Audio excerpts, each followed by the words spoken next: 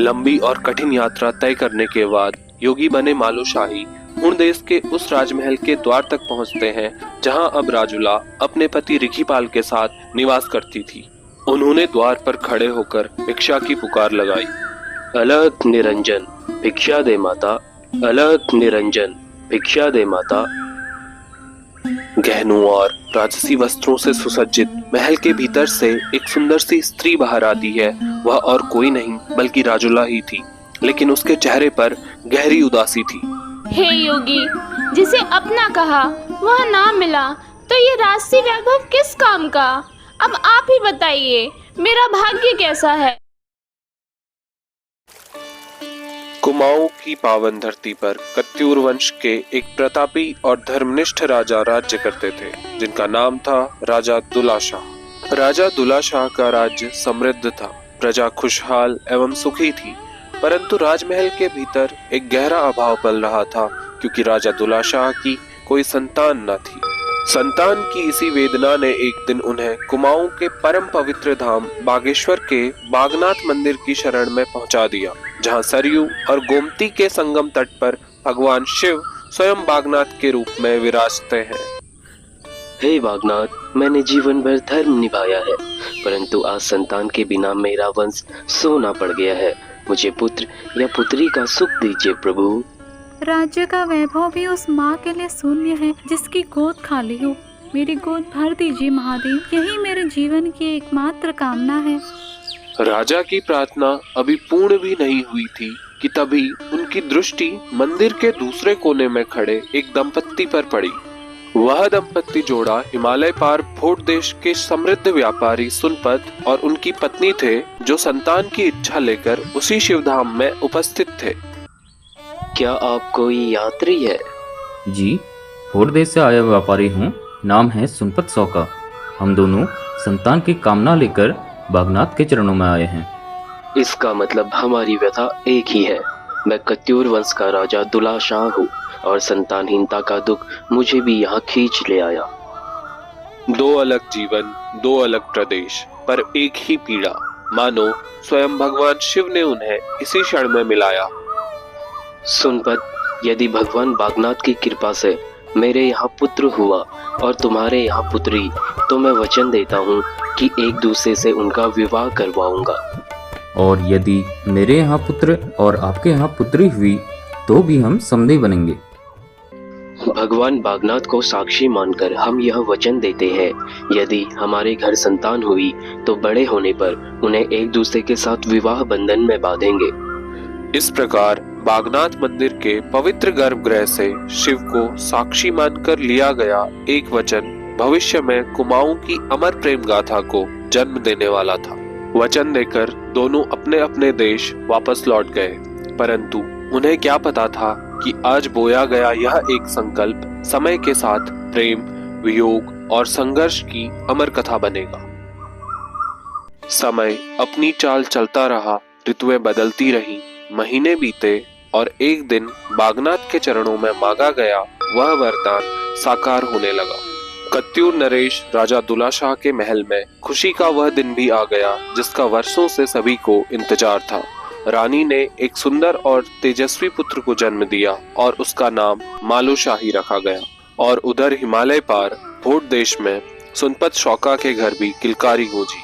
वहाँ एक नन्ही अत्यंत रूपवान कन्या ने जन्म लिया, जिसे सबने प्यार से राजुला पुकारा। महाराज, आपका पुत्र बहुत भाग्यशाली है, लेकिन इसकी कुंडली में एक कठिन योग भी है। कैसा योग आचार्य? क्या मेरे पुत्र पर कोई संकट आने वाला है?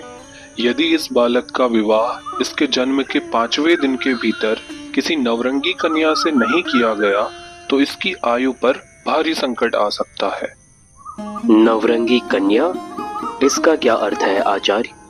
ऐसी कन्या जिसका जन्म भी इसी शुभ काल में हुआ हो जिसमें राजकुमार का जन्म हुआ है, जिसके नक्षत्र भी राजकुमार के नक्षत्रों से मिलते हों।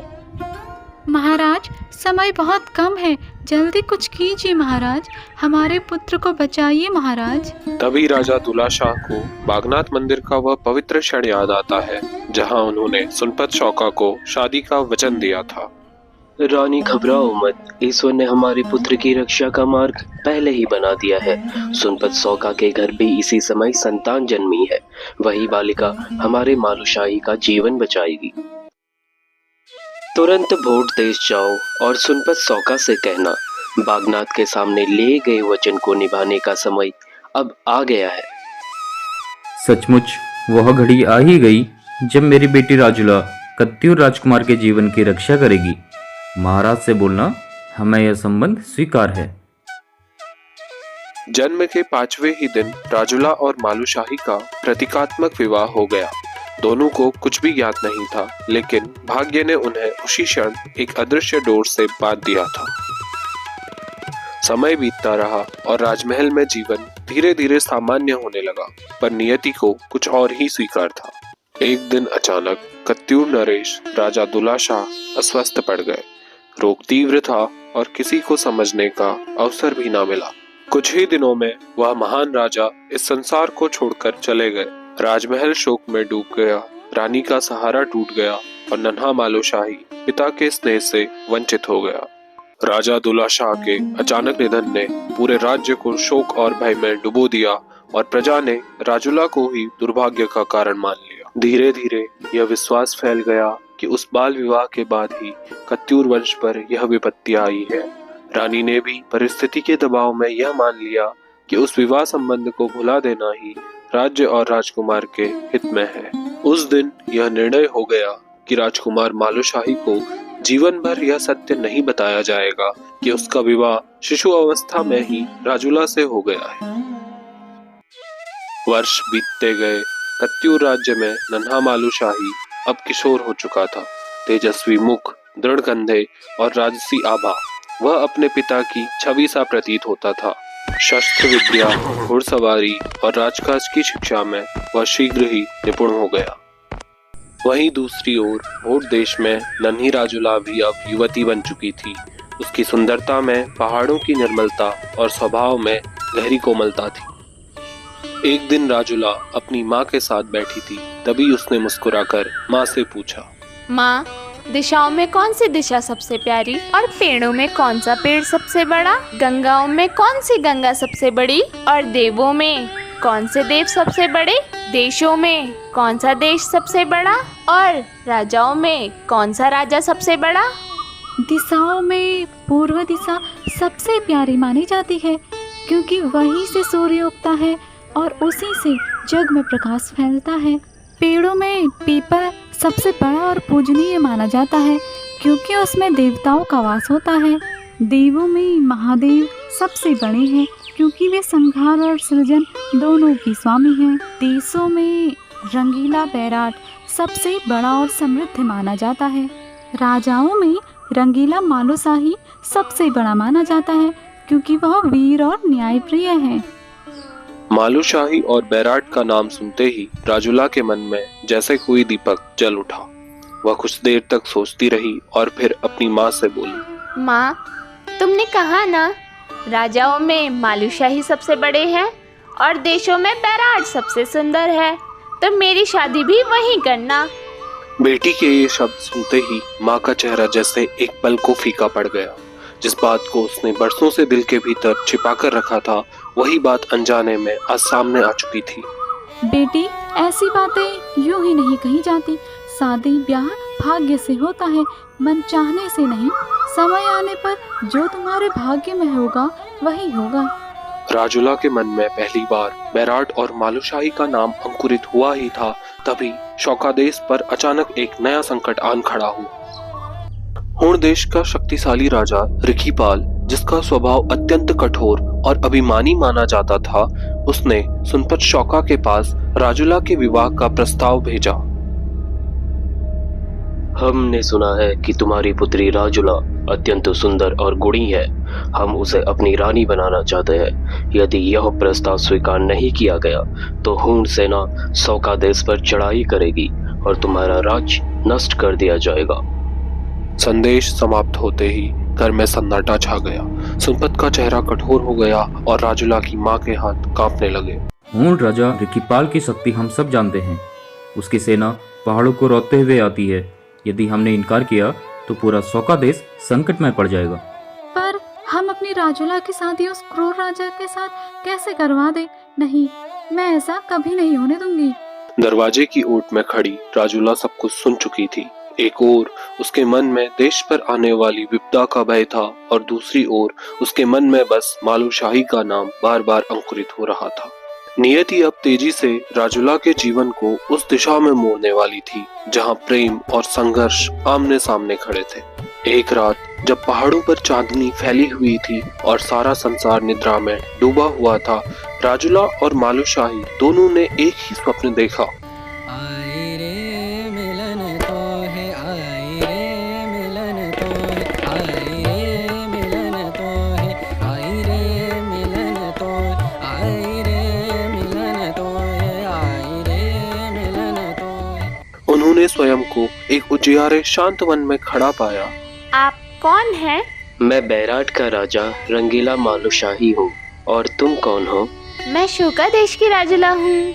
दोनों कुछ क्षणों तक बस एक दूसरे को ही देखते रहे, मानो बरसों से बिछड़े आज मिले। अजीब है, मैंने तुम्हें पहले कभी नहीं देखा, फिर भी लग रहा है कि तुम्हें बहुत पहले से जानता हूँ। मुझे भी ऐसा ही लग रहा है, जैसे कि मेरा मन पहले से ही आपकी ओर खिंचा हुआ हो। उनकी आंखों में पहचान से भी गहरा एक आकर्षण उतर रहा था। यदि ये स्वप्न न होकर सत्य होता तो मैं तुमसे यही पूछता, क्या तुम मेरी रानी बनोगी? यदि यह स्वप्न न होकर सत्य होता तो मैं कहती कि मैं जन्म जन्मांतर तक आपकी हूँ। और उसी स्वप्न में चांदनी को साक्षी मानकर राजुला और मालूशाही ने एक दूसरे को जीवन साथी मानने का वचन दे दिया। स्वप्न में मिले उस वचन के बाद राजुला का मन अब शांत नहीं रहा। उसके मन में केवल मालूशाही का ही नाम गूंजते रहता था। और तभी उसे ज्ञात हुआ कि उसके पिता उसका विवाह हुण देश के राजा रिखीपाल से करने की तैयारी कर रहे हैं। समय बहुत कम था। राजुला अपने माँ के पास जाकर बोली, माँ, मुझे बैराट का रास्ता बताओ। राजुला, तुम यहाँ क्यों पूछ रही हो? माँ, मुझे वहाँ जाना है। माँ सब समझ गई, पर भय और परिस्थिति ने उसके होंठों को बंद कर दिया। तुम्हारा बैराट से कोई संबंध नहीं है, उस दिशा का नाम भी मत लो। माँ ने रास्ता नहीं बताया, पर नियति को तो मार्ग देना ही था।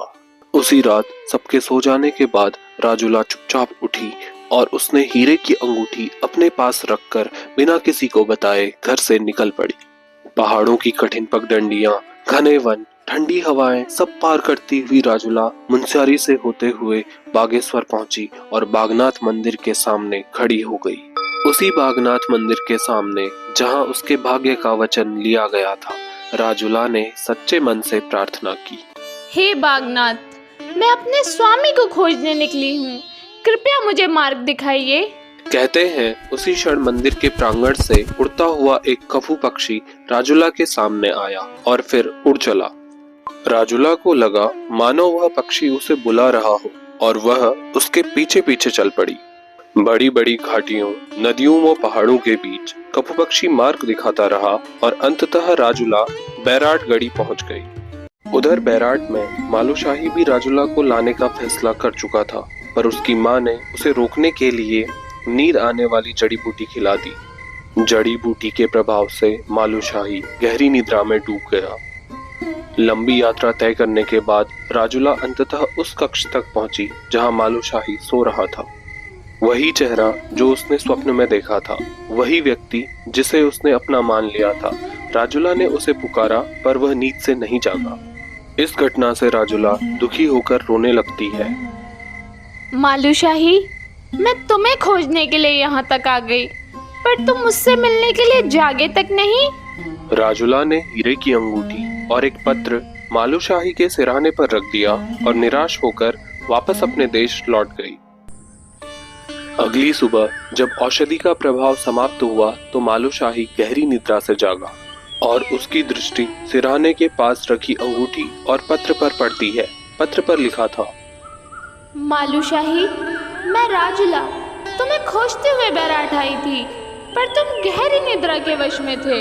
यदि तुम्हारा प्रेम सच्चा है तो मुझे ढूंढते हुए हूण देश आना।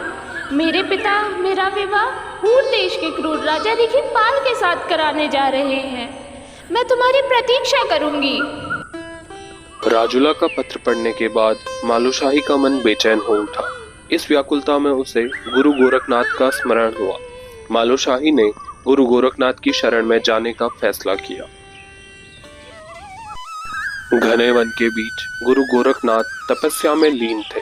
उनके चारों ओर गहरा मौन था।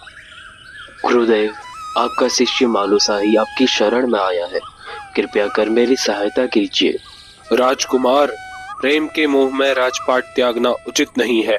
वापस जाओ और अपने राज्य का कार्यभार संभालो। गुरुदेव, राजुला के बिना ये राजपाट मेरे लिए शून्य है। मैं उसे संकट में छोड़कर खुद राजवैभव का सुख नहीं ले सकता। मालू, प्रेम क्षणिक होता है परंतु राजधर्म शाश्वत है। याद रखो, तुम्हें अपने कुल का उत्तराधिकारी बनना है। यदि मुझे राजुला न मिली तो मेरे लिए इस राज्य और इस जीवन का कोई मूल्य नहीं रहेगा। तो क्या प्रेम के लिए तुम जीवन और सिंहासन दोनों त्याग दोगे? हाँ गुरुदेव, यदि आपने मेरी सहायता नहीं की तो मैं आपके चरणों में अपने प्राण त्याग दूंगा। राजुला के बिना मैं जीवित नहीं रह सकता। मालूशाही के शब्दों में ऐसा सत्य और समर्पण था कि आश्रम का मौन भी कांप उठा। गुरु गोरखनाथ समझ गए थे कि यह एक असाधारण व अमर प्रेम गाथा है। मालू, अब मैं तुम्हारे प्रेम की परीक्षा समझ गया हूँ। जो प्रेम के लिए प्राण देने को तैयार हो वही सच्ची साधना का अधिकारी होता है। आज से तुम केवल एक राजा ही नहीं बल्कि एक साधक भी हो। मैं तुम्हें बोक्साड़ी और तंत्र मंत्र की वह विद्या सिखा दूंगा जिससे तुम माया जाल और संकट को पार कर सकोगे। गुरु गोरखनाथ ने मालूशाही को विभिन्न साधनाएं सिखाकर तंत्र मंत्र की शक्तियां दी और उसके आत्मबल को जागृत किया। मालू, अब तुम्हें अपना यह राजसी रूप त्यागना होगा। योगी का रूप धारण करने के पश्चात ही तुम राजुला तक पहुंच पाओगे। मालूशाही ने गुरु की आज्ञा का पालन कर राजसी वस्त्र त्यागे और एक साधु का भेष धारण किया। अब जाओ और सबसे पहले अपनी माता से भिक्षा मांगो। यही तुम्हारे नए जीवन की पहली परीक्षा है। मेरा आशीर्वाद सदैव तुम्हारे साथ रहेगा। विजयी भव। गुरु गोरखनाथ से दीक्षा लेकर योगी बने मालूशाही ने अपने महल की ओर प्रस्थान किया और अब वह राजकुमार के रूप में नहीं बल्कि एक साधु के वेश में थे। उन्होंने महल के द्वार पर खड़े रहकर भिक्षा के लिए पुकार लगाई। अलख निरंजन, भिक्षा दे माता। अलख निरंजन, भिक्षा दे माता। जैसे ही रानी भिक्षा देने के लिए महल से बाहर आई तो योगी का चेहरा देखते ही उसका हृदय कांप उठा। हे योगी, तू मेरा मालू जैसा लगता है। माता, मैं कोई मालू नहीं हूँ, मैं एक जोगी हूँ। कृपया मुझे भिक्षा दीजिए। रानी की आंखें भर आई और उससे कुछ नहीं कहा गया तो वह भिक्षा का अन्न लाकर योगी के सामने रख देती है। योगी बने मालूशाही ने अन्न को 5 भागों में बांटा। पहला भाग गाय के लिए, दूसरा बिल्ली के लिए, तीसरा अग्नि के लिए, चौथा कुत्ते के लिए और 5वां भाग स्वयं ग्रहण किया। यह देखकर रानी का संदेह विश्वास में बदल जाता है क्योंकि यह वही रीति थी जिसे मालूशाही बचपन से अपनाता चला आ रहा था। मालू, देख तो मुझे धोखा मत दे। मैं जानती हूँ तो मेरा ही पुत्र है। माता, मैं अब केवल तुम्हारा पुत्र नहीं रहा, मैं अब एक संकल्प का योगी भी हूँ। ये तू क्या बोल रहा है बेटा? और तूने ये जोगी का भेष क्यों धारण किया है? माता, मैंने ये जोगी का भेष इसलिए धारण किया है ताकि मैं हूर देश जाकर राजुला को वापस ला सकूं। मैं उसके बिना इस महल में वापस नहीं आऊंगा। लंबी और कठिन यात्रा तय करने के बाद योगी बने मालूशाही हूर देश के उस राजमहल के द्वार तक पहुंचते हैं जहां अब राजुला अपने पति रिखीपाल के साथ निवास करती थी। उन्होंने द्वार पर खड़े होकर भिक्षा की पुकार लगाई। अलख निरंजन, भिक्षा दे माता। अलख निरंजन, भिक्षा दे माता। गहनों और राजसी वस्त्रों से सुसज्जित महल के भीतर से एक सुंदर सी स्त्री बाहर आती है। वह और कोई नहीं बल्कि राजुला ही थी, लेकिन उसके चेहरे पर गहरी उदासी थी। बेटी, तू तो भाग्य की धनी लगती है, तभी तो इस राजमहल की रानी बनी बैठी है। हे योगी, जिसे अपना कहा वह ना मिला तो ये राजसी वैभव किस काम का? अब आप ही बताइए, मेरा भाग्य कैसा है? अरे, यह तेरी किस्मत कैसे फूट गई? तेरे भाग्य में तो रंगीले बैराट का राजा मालू शाही लिखा है, फिर तो हूण देश के महल में कैसे पहुंच गई? यह सुनते ही राजुला का शरीर जैसे कांप उठा और उसकी आंखों से आंसू बहने लगे। हे जोगी, मालू शाही मेरा था, पर वह मुझे लेने समय से नहीं आया। भाग्य ने भी अजीब खेल खेला, मुझे उस क्रूर राजा रिखीपाल के साथ बांध दिया।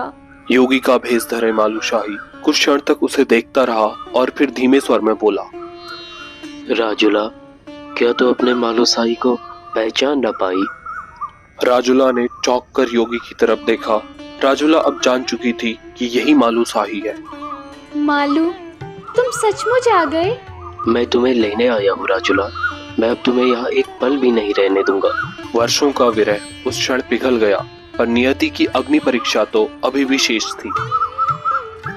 राजुला और मालू शाही का मिलन अभी तक महल की दीवारों के भीतर छिपा हुआ था, पर यह मिलन जितना अधिक मधुर था उतना ही खतरे से भरा भी था। राजुला ने उसी दिन अपने पति रिखीपाल से योगी के विषय में बात करी। स्वामी, आज एक महान योगी हमारे द्वार पर भिक्षा मांगने आए थे। वे अत्यंत ज्ञानी और तपस्वी प्रतीत होते हैं। ऐसे संत का हमारे महल में रहना हमारे लिए लाभदायक साबित होगा। मेरी मानिए तो उन्हें यहीं आश्रय दे दीजिए। रिखीपाल ने राजुला की ओर देखा। वह उसके शब्दों से सहमत तो हुआ, पर उसके मन में हल्का सा संदेह जाग उठा। ठीक है, यदि वह योगी है तो महल में रह सकता है, पर मैं स्वयं उसकी परीक्षा लूंगा। जब रिखीपाल ने योगी बने मालू शाही को देखा तो उसके तेजस्वी चेहरे और राजसी व्यक्तित्व ने उसकी मन की शंका को और भी गहरा कर दिया। यह कोई साधारण योगी नहीं लगता। इसके मुख पर राजाओं सा तेज है। कहीं यह योगी के भेष में छिपा कोई राजकुमार तो नहीं? उसी दिन से रिखीपाल की दृष्टि अब हर समय योगी पर रहने लगी। वह उसकी हर एक गतिविधि पर नजर रखने लगा। एक रात जब महल में सब सो चुके थे तो राजुला चुपचाप से योगी के कक्ष तक पहुंचती है और दोनों धीमे स्वर में बातें करने लगे। मालू, अब इस महल में रहना सुरक्षित नहीं। हमें शीघ्र ही यहाँ से निकलना होगा। मैं अवश्य ही तुम्हें यहाँ से लेकर जाऊंगा, बस मुझे सही अवसर का इंतजार है। दरवाजे के बाहर खड़ा रिखीपाल दोनों की सारी बातें चुपचाप सुन रहा था। तो यह कोई योगी नहीं बल्कि योगी के भेष में छुपा हुआ एक राजा है, और इसकी हिम्मत तो देखो, मेरे ही महल से मेरी ही रानी को भगा ले जाने की बात कर रहा है। क्रोध और अपमान में जलता हुआ रिखीपाल उस रात को एक घातक योजना बना बैठा। अगले ही दिन रिखीपाल ने योगी के लिए एक विशेष प्रकार की खीर बनवाई और उसमें विष मिला दिया। महारानी, उस योगी को प्रसाद स्वरूप यह खीर दे आओ। साधुओं को प्रसाद देना पुण्य का काम होता है। राजुला रिखीपाल के इस षड्यंत्र से अनजान थी। वह अपने ही हाथों से खीर लेकर योगी के पास चली जाती है। मालू, महाराज ने ये खीर भेजी है। तुम्हें भूख लगी होगी, तुम ये खीर खा लो। मालू शाही ने बिना कोई संदेह किए खीर को ग्रहण किया, लेकिन कुछ ही क्षणों में उसके शरीर में विष फैलने लगा। हाय मेरी किस्मत, इस खीर में तो विष मिला था राजुला। मेरे जाने का समय आ गया है। मालू शाही की दृष्टि डगमगाई और विष के प्रभाव से उसकी मृत्यु हो गई। मालू, उठो मालू। मालू शाही की चेतना डूबती चली गई और उसकी देह निश्चल हो गई। यह देखकर राजुला की चीख महल में गूंज उठती है। नहीं, ये नहीं हो सकता मालू। अपने प्रिय को निश्चल पड़ा देखकर राजुला की आंखों के आगे घना अंधेरा छाने लगा और वह भी उसी के पास मूर्छित होकर गिर पड़ी। विष देकर अचेत पड़े मालू शाही को देखने के बाद भी रिखीपाल का क्रोध शांत नहीं होता। उसे यह भय था कि यदि किसी दिन सत्य प्रकट हुआ तो उसका घोर अपमान होगा। रिखीपाल ने रात के अंधेरे में अकेले ही मालू शाही का निर्जीव शरीर उठाया और दूर घने जंगलों में जाकर उसे छोड़ दिया। निर्जन वन में पड़ी मालू शाही की देह तो स्थिर थी, पर प्रेम और संकल्प की यह ज्वाला अभी तक बुझी नहीं थी। उसी रात मालू शाही की चेतना स्वप्न बनकर अपनी माँ के पास जा पहुंचती है। रात के गहरे सन्नाटे में रानी ने एक स्वप्न देखा। रानी के सामने उसका पुत्र मालू शाही खड़ा था। माता, मैं अब इस लोक में नहीं रहा। रेखीपान ने मुझे विष देकर मरवा दिया और मेरा मृत शरीर जंगल में छोड़ दिया। यदि आप मुझे जीवित देखना चाहती है तो मेरी मदद के लिए गुरु गोरखनाथ और मामा मृत्यु सिंह को भेजिए। इतना कहकर वह दृश्य विलीन हो जाता है और रानी निद्रा से जाग उठती है।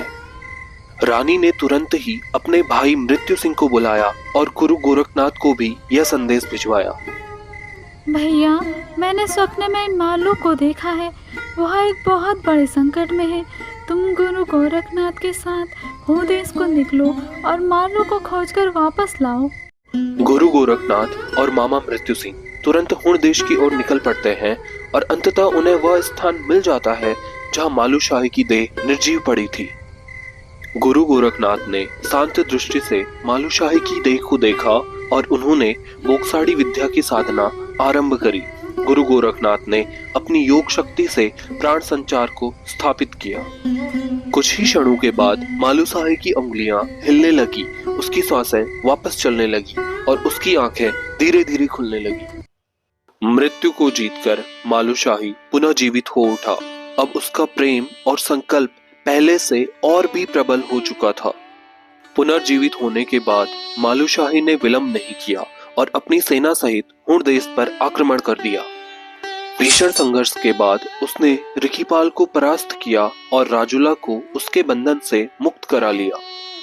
राजुला को सुरक्षित पाकर मालू शाही उसे अपने साथ लेकर बैराटगढ़ी वापस लौट आया। वहां पहुंचने के बाद पूरे विधि विधान से दोनों का पुनः विवाह हुआ और राजुला बैराट की रानी बन गई। इसके बाद राजुला और मालू शाही अपने राज्य में प्रेम, सम्मान और सुख के साथ जीवन बिताने लगे और उनकी कथा अमर प्रेम गाथा बन गई।